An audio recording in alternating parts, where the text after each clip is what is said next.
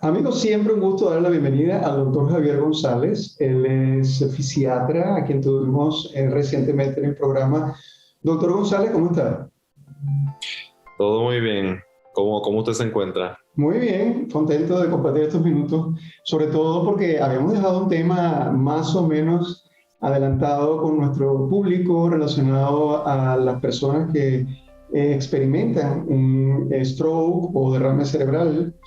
Y ¿Mm? creo que dejamos en el tintero, doctor, qué hacer. Es decir, una vez que el paciente pasa por esta experiencia y que tiene este, vamos a decir, este ataque, este ah, derrame, generalmente lo que ocurre es que va a un hospital. ¿Qué pasa cuando llega al hospital y si entra directamente a un servicio de fisiatría? Sí, seguro. Para todo paciente que sufre un derrame, está recomendado que si está en sus capacidades, y eso lo ideal es que lo determine un fisiatra, pero si el paciente se beneficia, está recomendado para que se admita en un centro de rehabilitación, particularmente un hospital de rehabilitación en donde se brinden eh, al menos 3 horas de terapia todos los días. Y esas 3 horas de terapia se dividen entre terapia física, ocupacional y del habla. Y entonces, cuando ese paciente llega a la unidad de rehabilitación, además de comenzar sus terapias, o sea, el manejo del paciente es multidisciplinario. Ujú. Yo como médico manejo unas condiciones, pero también los terapistas manejan otras, enfermería también maneja otras condiciones, y entonces los demás profesionales de la salud, que pueden ser distintos especialistas de ser necesario, incluyendo apoyo psicológico para estos pacientes que definitivamente les hace mucha falta.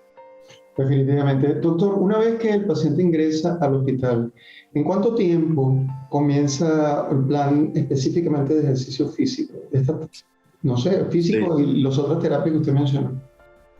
Claro, sí. Una vez el paciente pasa al hospital de rehabilitación, que puede ser tan pronto como luego de 24 a 48 horas de haber tenido su derrame, Mm. comienza entonces el programa de rehabilitación, que la realidad es que la contestación es mucho más sencilla, es tan intenso como el paciente pueda tolerar.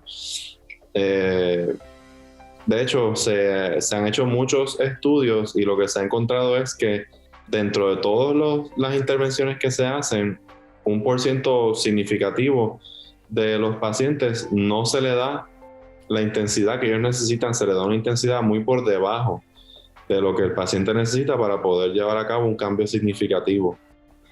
Estaba pensando justamente en eso, doctor, porque de alguna manera los que de alguna forma hemos pasado por hospitales sabemos que ese tipo de pacientes, qué difícil es comenzar un plan de ejercicio físico, porque generalmente puede estar asociado a dolor, experimentan mucho dolor o experimentan quizás también ansiedad, el temor a no poder ejecutarlo correctamente, a caerse nuevamente cuando ya pueden moverse. Pero creo que dolor es uno de los síntomas que se quejan mucho y eso hace que retrase el inicio.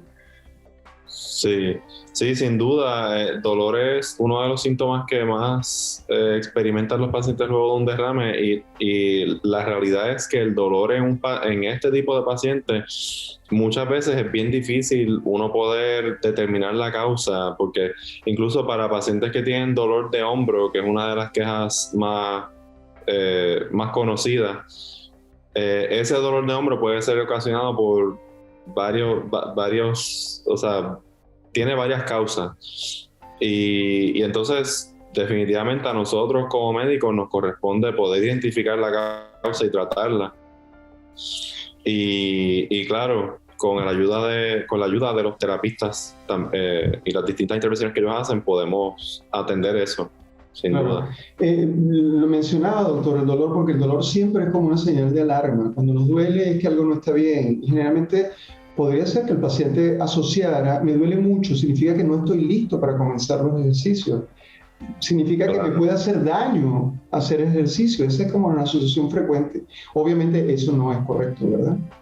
No necesariamente. Se ha visto que los pacientes con derrame muchas veces el dolor es patológico, o sea, entiéndase, el daño que ocurre en el cerebro luego de un derrame altera muchas veces la percepción de dolor en el paciente y puede darle la sensación real de dolor sin que actualmente esté ocurriendo un daño. Correcto. Y eso es importante explicárselo al paciente y poder incluirlo en el plan de tratamiento también.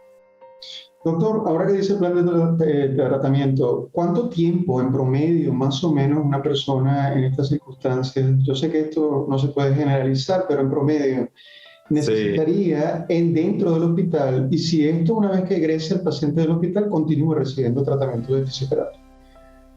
Sí, lo que se ha visto en estos pacientes, el promedio de estadía es de 2 a 3 semanas. Claro, como dijo previamente, tiene que ser individualizado al paciente. Hay algunos pacientes que duran mucho menos en el hospital por distintas razones y otros pacientes que duran un poco más de eso, también por distintas razones. Pero por lo general yo diría que un buen promedio de estadía son 2 semanas y casi llegando a 3, con el fin de uno poder encaminar el proceso, porque sabemos que el proceso de rehabilitación de estos pacientes no culmina definitivamente cuando se vayan del hospital de rehabilitación. Esto es un proceso que continúa por mucho tiempo y nos corresponde encaminarlos. Es decir, el paciente regresa a hacer sus ejercicios, su plan de fisioterapia una vez que ya está en su casa, o lo hacen en la casa. Por lo general se recomienda que el paciente, no se recomienda, es razonable pensar que el paciente reciba terapias en el hogar porque sabemos que la movilidad hacia un centro ambulatorio puede ser difícil, pero una vez el paciente tenga la capacidad para hacerlo, sí se beneficia de ir a un centro ambulatorio y que le continúen con la terapia. Muy bien.